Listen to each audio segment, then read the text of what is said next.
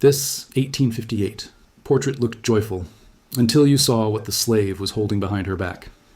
Dr. James Mitchell carefully removed the daguerreotype from its protective case in the conservation lab of the Maryland Historical Society in Baltimore.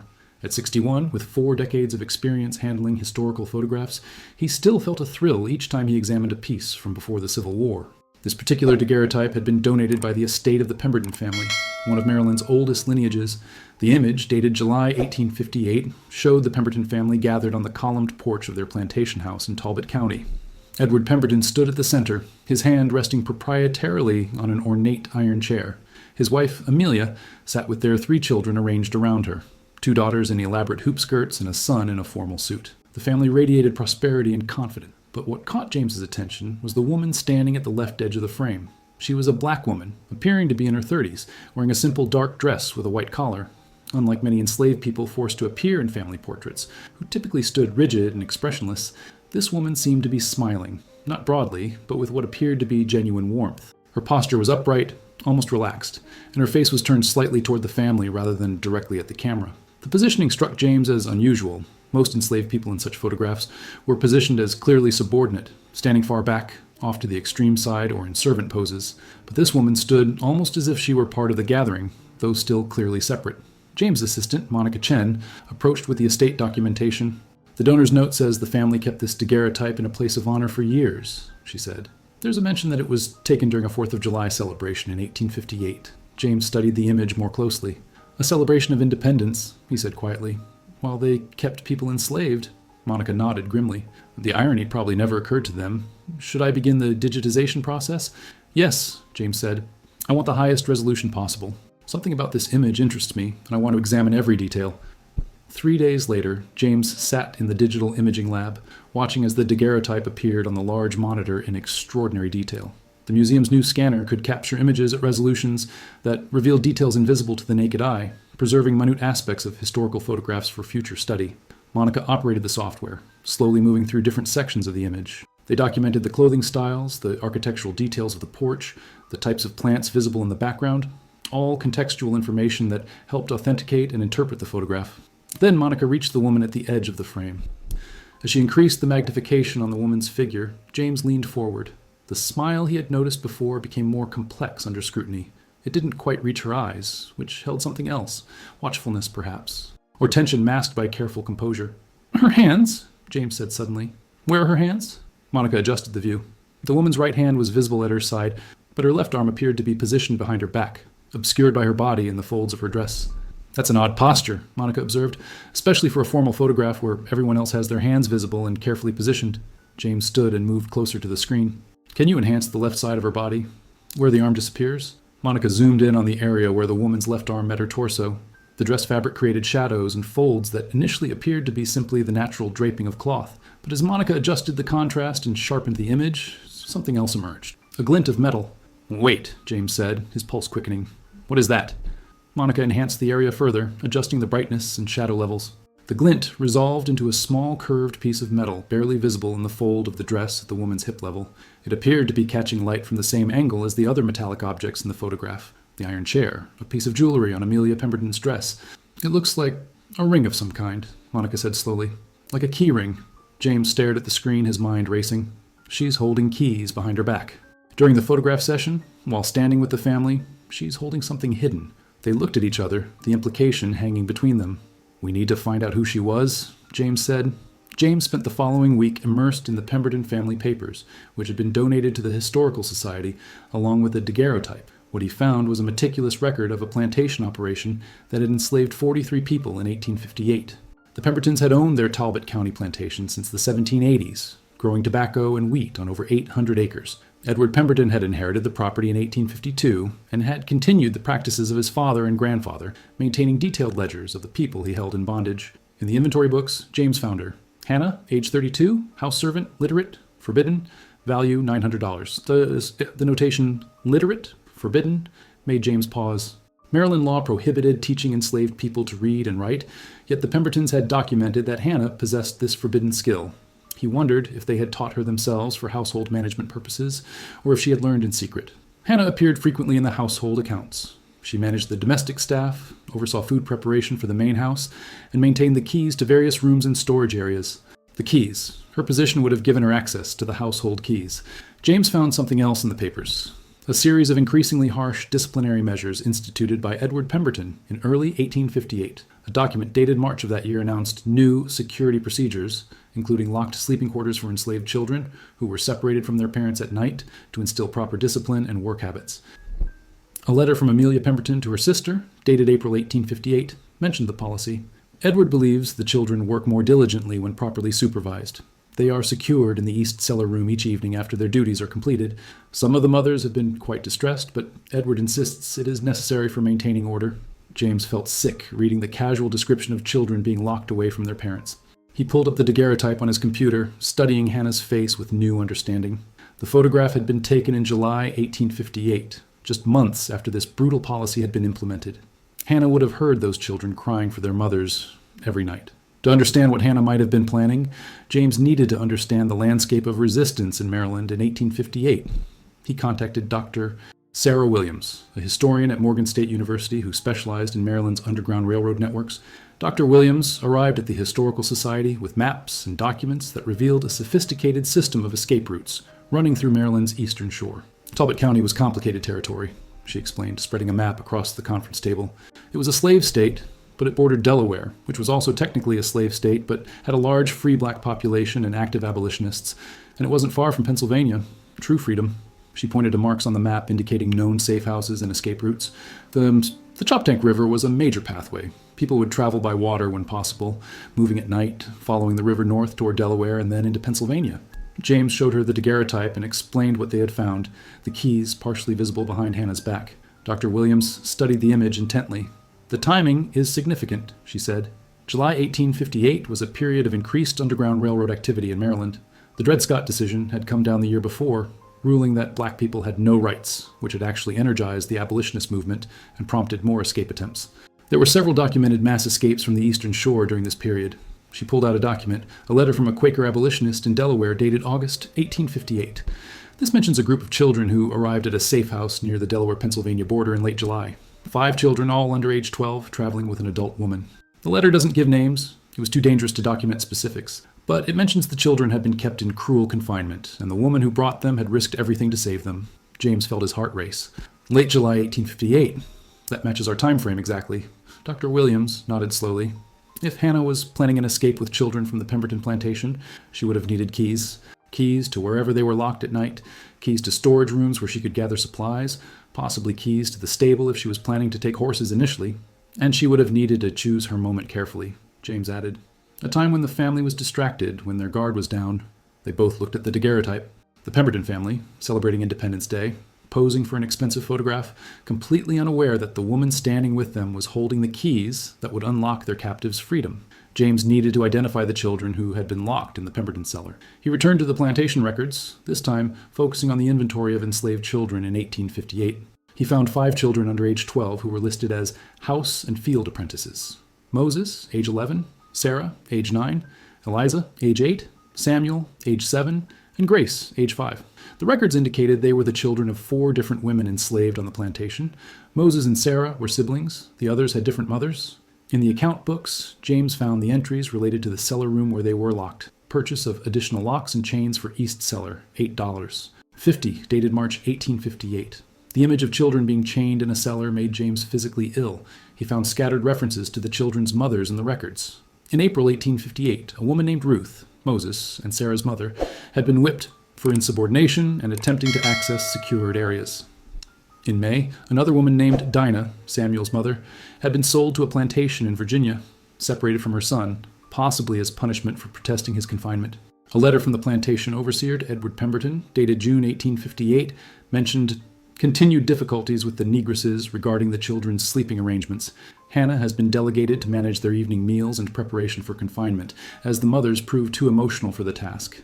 James sat back, the full picture becoming clear. Hannah had been forced to participate in the children's imprisonment, to feed them their final meal each evening and then lock them away from their mothers.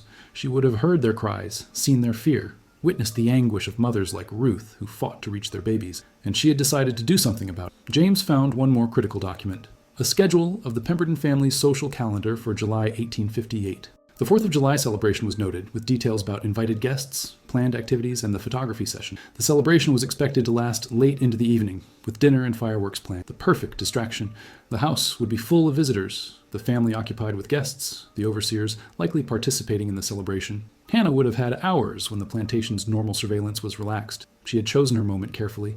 James found an unexpected resource: the business papers of Thomas Crawford, the photographer who had created the Pemberton daguerreotype. Crawford had been one of Maryland's premier photographers in the 1850s, and his records had been preserved by the Maryland Institute College of Art. Crawford's appointment book showed the Pemberton Commission scheduled for July 4th, 1858 at 2 p.m. His notes indicated it was an expensive commission, $25 for a full family portrait, nearly a month's wages for a skilled craftsman. But what caught James's attention was a notation in the margin, written in different ink, apparently added later. Pemberton sitting, unusual incident. The house servant positioned in frame appeared nervous throughout. Mrs. P insisted she smile more naturally. Multiple exposures required, due to servant's inability to maintain composure. Final plate, achieved with difficulty. James pulled up the daguerreotype again, studying Hannah's expression with this new context. What he had initially read as a genuine smile now appeared as something else, a mask, carefully maintained but imperfect. Crawford, focused on achieving a technically perfect image, had noticed her tension but interpreted it merely as nervousness about being photographed. He found something else in Crawford's papers, a letter to a fellow photographer dated July 10th, 1858, 6 days after the Pemberton session. In it, Crawford wrote, "I had a most extraordinary experience this week. I was commissioned to photograph the Pemberton family of Talbot County on Independence Day. During the sitting, one of their house servants was included in the frame at Mrs. Pemberton's insistence, supposedly to show their benevolent treatment of their people. The woman appeared quite anxious, and I noticed her hands were positioned oddly, one behind her back. At the time, I attributed it to discomfort with being photographed, but I have since learned that something remarkable occurred at the Pemberton plantation that very night. Several enslaved children disappeared along with the house servant. The family is claiming theft and organizing search parties. I find myself wondering if the woman in my photograph was planning her escape even as I captured her image." James read the passage 3 times, his hands trembling. Crawford had known. Within days of taking the photograph, the photographer had understood that he had accidentally documented a moment of extraordinary courage, a woman holding stolen keys, standing calmly among her oppressors, waiting for her chance to free imprisoned children. The photograph wasn't just evidence of what Hannah had planned, it was evidence of what she had done. James needed to reconstruct what had happened on the night of July 4th, 1858. He found multiple sources that, when combined, told a remarkable story. The first was a notice published in the Baltimore Sun on July 8th, 1858.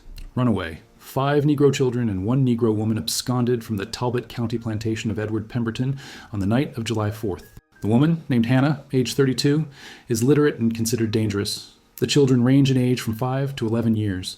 $500 reward for the capture and return of the woman, $100 for each child.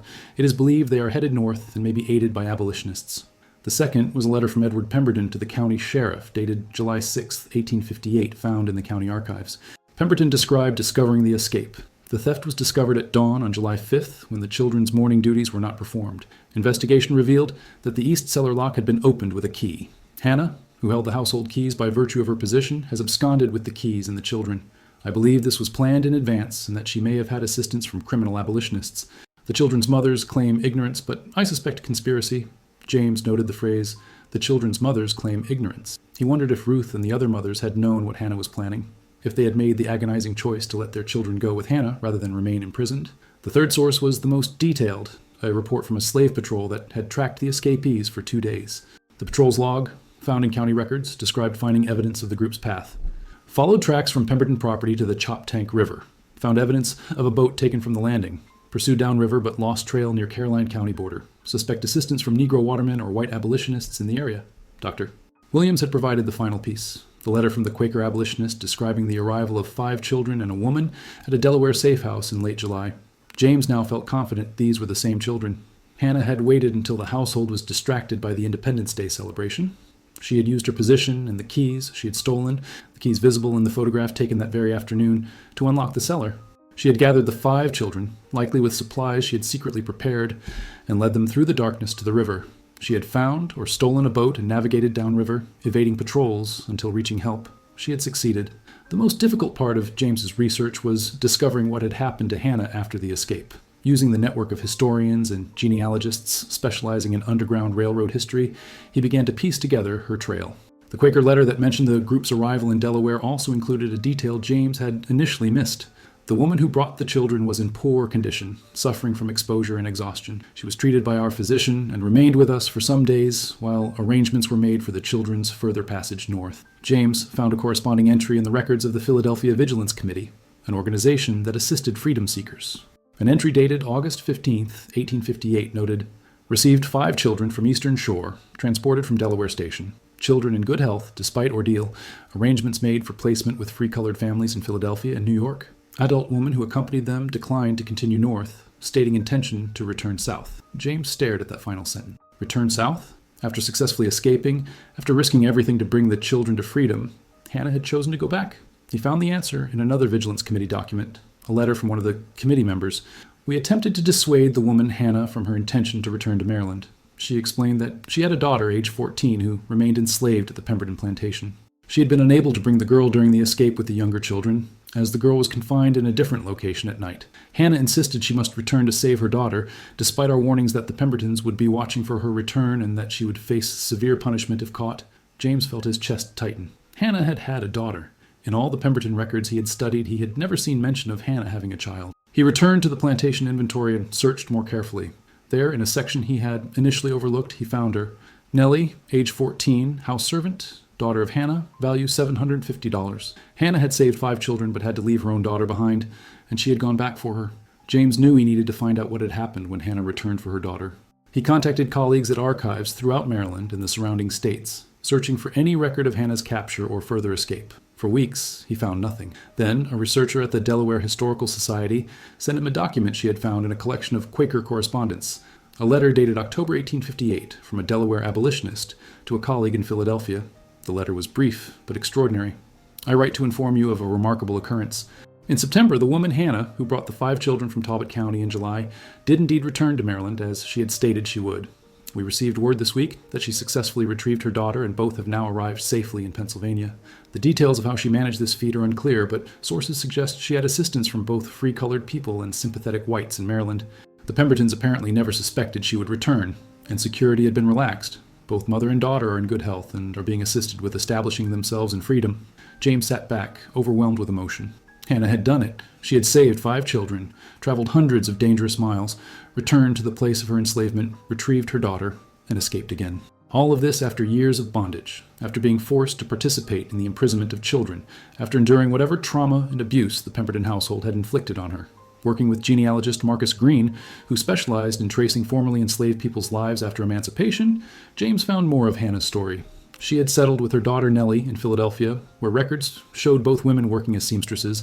Hannah appeared in the 1860 census as a free black woman, head of household, literate, with property valued at $150. Modest, but hers. Marcus found something else, a brief mention in a Philadelphia black newspaper from 1863 during the Civil War. The paper was soliciting donations for contraband camps, settlements for enslaved people who had escaped to Union lines. The article mentioned Mrs. Hannah Freeman, formerly of Maryland, who herself experienced slavery and has dedicated herself to assisting others who seek freedom, has donated generously to this cause. Freeman. She had chosen a surname in freedom, and she had chosen one that proclaimed what she had become. James found the last record of Hannah in an 1880 census, age 54, living in Philadelphia with her daughter's family, working as a laundress, surrounded by grandchildren. She had lived to see slavery abolished, had lived to see her daughter and grandchildren grow up in freedom. She had survived. She had won. The exhibition opened at the Maryland Historical Society on a warm September morning in 2024. James had titled it Keys to Freedom, Hannah's Story in the Hidden History of Resistance, and over 400 people attended the opening day. The centerpiece was the Pemberton daguerreotype, now displayed on a large interactive screen where visitors could zoom in themselves on the partially visible keys behind Hannah's back. Adjacent panels told the complete story: the imprisonment of the children, Hannah's position in the household, the planning and execution of the escape, her return for her daughter, and her life in freedom. James had also located descendants. Marcus had helped him trace Hannah's family tree through her daughter Nellie, and they had found living descendants in Philadelphia, Baltimore, and Atlanta. 7 members of Hannah's family attended the opening, including her great-great-great-granddaughter, Dr. Michelle Freeman, a pediatrician from Philadelphia. Michelle stood before the daguerreotype for a long time, studying her ancestor's face. "My grandmother told me stories about Hannah," she said. "She said Hannah was a hero who saved children and risked everything for freedom. But I never knew there was a photograph. I never knew we could actually see her face." James showed Michelle the forensic analysis of the keys. explaining how modern technology had revealed what Hannah had hidden from the Pembertons. She was standing right there with them, holding the evidence of what she was planning, and they never knew. She had that kind of courage, to stand calmly among people who claimed to own her, knowing she was about to take their power away. A reporter asked James what he hoped people would learn from the exhibition. He thought about Hannah's carefully controlled expression in the photograph, about the keys she had stolen and held behind her back, about the 5 children she had freed and the daughter she had gone back for. I hope people understand that enslaved people were never passive victims, he said. They were constantly resisting, planning, fighting for freedom in ways big and small. Hannah's story shows the extraordinary courage of people who risked everything, not just once, but twice, to save themselves and their children. And I hope people recognize that historical photographs can contain hidden stories. We have to look closely, question what we're seeing, and search for the truths that people tried to conceal. Michelle Freeman spoke to the crowd, her voice strong with emotion. Hannah wanted those children to be free, more than she wanted her own safety. She went back for my great-great-great-grandmother Nellie when she could have stayed safe in the North. That's the legacy she left us, a legacy of courage, sacrifice, and absolute determination. This photograph accidentally captured the moment she held the keys to freedom, literally and metaphorically. And now, 166 years later, her story is finally being told the way it should be. The exhibition would tour museums across the country, and Hannah's story would reach millions. The photograph that was meant to showcase the Pembertons' benevolent treatment of their people had instead preserved evidence of a woman's extraordinary resistance. The keys she held behind her back, barely visible, easily missed, but undeniably there, now testified to her courage across the centuries. Hannah's act of defiance could never be hidden again. The keys to freedom, stolen and concealed in 1858, were now visible for the world to see, and her truth would never be forgotten.